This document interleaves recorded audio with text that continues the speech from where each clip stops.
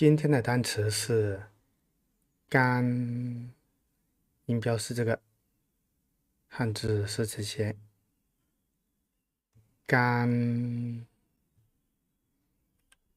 它可以用作量词，就用于房屋、店铺、公司等。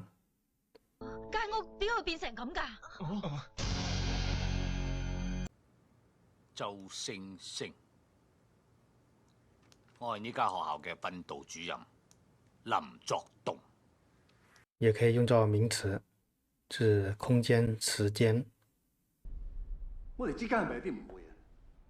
有咩講清楚啲喎？我驚到走咗出去，還福我追出嚟，仲突然之間大聲咁叫救命。還可以用作動詞，指強姦。喂，奸佬啦，千祈唔好殺啊！大家揾食啫，學啲攞命啦，係咪咁講啊？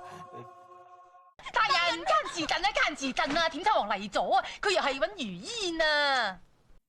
可以用作形容詞，指奸詐、快的但快人。你應承同我交換嘅喎，你做咩吸走佢個魂魄啊？唔該。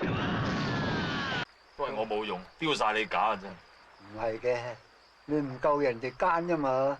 嗱，你知道嘛？貪官要奸，清官更加要奸。如果唔係，點頂得住啲奸人呢？